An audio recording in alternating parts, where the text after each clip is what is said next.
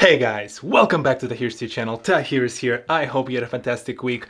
Today we're talking about something special that a UPS driver brought to me. It's shiny, it's white, it's made out of titanium, and its parent company decided that revolving my entire life around their phone is not enough, and now they want to be my wallet as well. Yes, we're talking about the Apple Card. Let's do this. To start, this is not a sponsored video. I wish. I want to talk about the features of the card. I want to talk about my opinion about why would Apple create a credit card in the first place, and maybe even dip a little bit into the future of this payment system, as well as what else is Apple cooking up in their kitchen. But first, let's actually open the envelope. Actually, pause for a second. Do you get the same kind of feeling? It's almost like Christmas every day when you receive your online purchase in the mail. You almost like get a chance like, oh, what is that Santa Claus in the brown car just delivered to my doors? Is it something special, a new gift? I know, silly, but I think there's something to it. I think there is this Christmas effect to the online purchases, and besides the convenience, why the online purchases are popular. I don't know, just random thought. Anyway, let's get to opening this bad boy.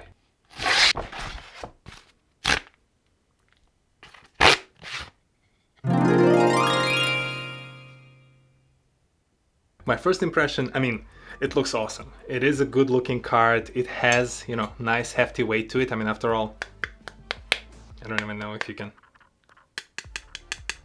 It's titanium, basically. What I'm trying to say, it's metal. I was trying to make a metal sound. But, the feel is good. It looks nice. I was gonna say it will look really nice in my wallet, but it's not recommended to store this in any denim or leather products.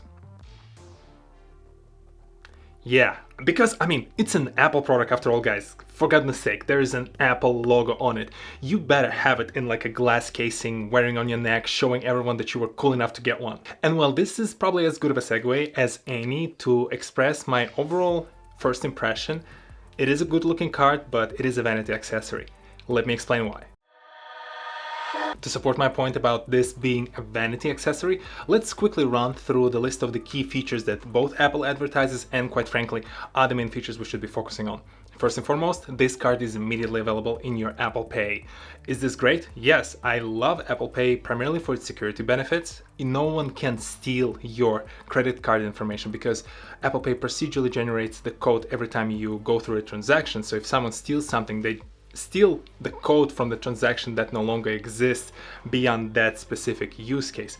I love it, but do you need a physical card for it? Not really. Apple could have just added that card like they did with Apple Cash to my wallet and I'll be done. Here's how it looks in my Apple Wallet app, but so is every other card that I have on the record. So I can and did in past add every single credit card that I had to my Apple Wallet. So I did not need the physical, nor did I need the actual Apple Card to use that feature. Transaction summaries and daily trends. I think this is an awesome feature within the Apple Wallet app for this credit card, that it allows you to see both how you're spending your money within a given day and day over day, month over month, weekly, as well as you can see the categories. I cannot show in my app because I'm yet to make a single purchase, but here are some of the screenshots of how the digital representation of this card changes color depending on the categories where you spend.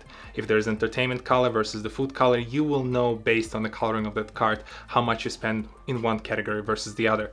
Neat. It's an interesting design idea. But did I need the physical card for it? Nope.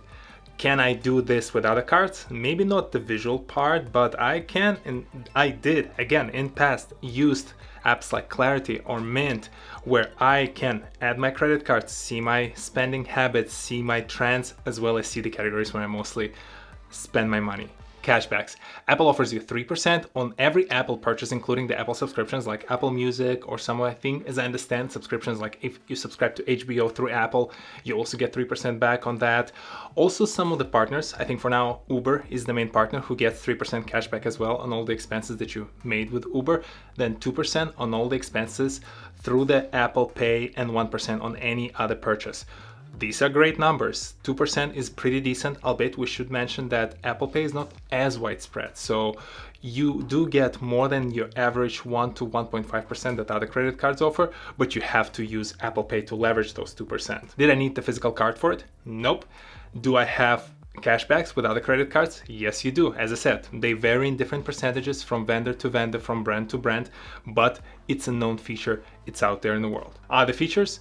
The APRs are low, the interest rates on this card are pretty low, but if you are a fiscally responsible person, and I can make an entire video just on this topic, you should not be carrying any balance, so APR should not even be a factor when you're trying to decide what credit card to pick up.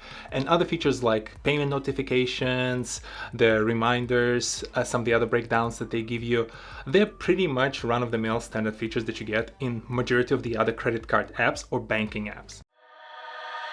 I'm sure you're seeing the trend by now. When I think about all these features, I did not really need this physical representation. This is a cool titanium piece of metal that, again, is more of a vanity accessory. Yes, I frankly do feel special that I got one. I do think it's a cool way to interact with your favorite or one of your favorite brands. But at the end of the day, if Apple would have just added the credit card to my Apple Wallet, I would not have missed a beat. So when you start thinking about, do I need it? Like, should I go and apply for it? Yeah, I mean, why not? It's not going to cost you anything monetarily. It will cost you in terms of your credit score here in the United States, because you do get a ding for every time they run a hard report on your credit score.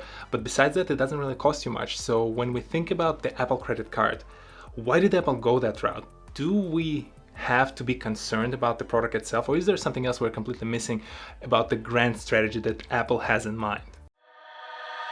I think at this point, Apple's strategy is pretty clear, and I can also speculate a little bit about their long-term endeavor and the path that they're on in terms of all the different products that they're releasing. The best way to think about it is any company that sold you a product or a service, it is in their best interest, obviously, to retain you as a customer. Phones.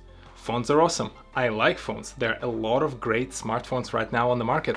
But when it comes to a company like Apple, it's in their best interest to erect as many barriers to exit as possible, or as legally possible. Apple developed an outstanding ecosystem, from their desktops to their laptops to tablets to phones to watch to Apple CarPlay to EarPods to all the other smaller gadgets or services that they have. All of those tools are essentially a reason why it makes it harder and harder for you to switch. All of those products work seamlessly together, and that's the whole point. The more of those gadgets and services from Apple that you own, the less likely you are to switch from the product. Because if you would want to switch from the iPhone to the Droid phone, and you have Apple Watch, or you have some of the other services that you're using specifically on Apple, it will make it hard for you to go about your day the same way. Eventually, you'll have to switch all your gadgets and all your services to that new platform. Even the services like Apple Music, Apple Pay, Apple TV, they're those additional hooks that they sink into you to retain you as their customer. I will not lie, when I look at the Apple Card, I see it as yet another hook to keep you within that ecosystem. I love Apple Pay. I mean, I love the security part of it, because of the fact that people cannot steal my credit card as easily, but I also like how seamless it is. I like the fact that I can just go double tap the NFC reader, the credit card reader, or just swing through it, and that's it. I'm done. The payment is processed. I can go about my day. I'm essentially living in the future, or at least that's how it looks like. That's how it makes me feel. And sometimes I see other people like, wait a second, he paid already? When did he do that? How did he do that? Love this feature. And now Apple are trying to wiggle themselves in between their Apple Pay, the service itself, and the credit card from the bank that I'm using. For Apple, it makes total sense to have a credit card at this point, and that is why they can also offer you very low interest rates and a lot of cashback options, because they do not need to make profits like banks do. They can just break even and they'll be absolutely fine. To Apple, this is yet another anchor point to hold you within that ecosystem and maintain that relationship that you already have with the brand. As a bonus point, dipping into my experience as a data product developer, I'm surprised that Apple is even charging us in form of like the interest rate, or they're not even giving us more free stuff, because to them, the throes of the data that they will get as their customers are using, as us clients are using the Apple Card, is offering a tremendous value. You now can imagine the situation where Apple knows which products you bought, in what stores, from what brands, when the purchase happened, and most importantly, geographically, where you were located at that point. This is something that can help them educate the internal teams about who their customer is, what kind of brands they're interested in, what time of the day do they make purchases, what kind of purchases do they make. They have information about our income through the credit card, so now they can juxtaposition our income versus the products versus our purchasing and buying trends. This gives you so much data to start thinking about your pricing strategies, thinking about the type of products you want to release in the future, and the type of services you want to offer to yet again keep us in that walled-in garden, keep us within that ecosystem of all the different products and services that Apple provides. As a business person, I bow to whoever came up with this idea, but as a customer, this is a honey trap if I've ever seen one. Did you get yourself this titanium accessory? Do you plan to get one? What are other surprising product releases your favorite brand went through that got you thinking about where are they going with this one? Please share your ideas, thoughts, examples in the section below. In conclusion, would I recommend this card, this service, product, whatever you would call it, from Apple? Yeah, why not? I spoke a little bit about the cost that it imposes on you in terms of your credit score, but besides that, when I think about the future, and I can make the whole video about what our future would look like, or at least what I think our future would look like, and I see a couple of main pillars that this card supports within this digitalization of our world. I think we should move away from the paper or the coin, the metal money, as well as I believe that our gadgets like phones or watch will become essentially the holder of our IDs, our passports, all of our passes. It's already happening. I just think that there will be more of a transition from our pockets, from our wallets into our digital gadgets. So you might as well join the bandwagon. And if you're worried about the privacy, or at least you're worried about the type of data that's out there about you, well, unless you lived under the rock and you were not using the internet or you were not using any internet connected gadgets, there is already plenty of digital trail of all of your activities and all the things that you do and all the stuff that you purchase with all the other corporations that you've used. At the end of the day, you should only use the products and services from the companies and the brands that you trust. And Apple, yes, they had some hiccups in terms of the security. They always fixed them. They always made sure that they make it even better and more secure when it comes to storing our data. And yes, they will use that data to sell me more stuff. But at the end of the day, they are providing great services across the board so far. I like their products. I like their ecosystem. So Apple Card just makes it a little bit more seamless, adds a couple of new additional features, and so far, I'm enjoying it. Thank you very much guys for stopping by. If you're new to this channel, go ahead, hit the subscribe button and check out the videos in the backlog. And if you're already a subscriber, thank you very much for stopping by. As always, let me know in the comment section below what you thought about this video. And I will see you all next Saturday, 10 a.m. Eastern, on this very channel. This whole topic got me thinking. Apple is rumored to have plans to enter the medical field, so there's going to be yet another set of services or potentially products that tie us within that ecosystem, ties our vitals to our phones, and maybe there's some gadget like an Apple Watch that does a lot more in terms of helping you with your medical care.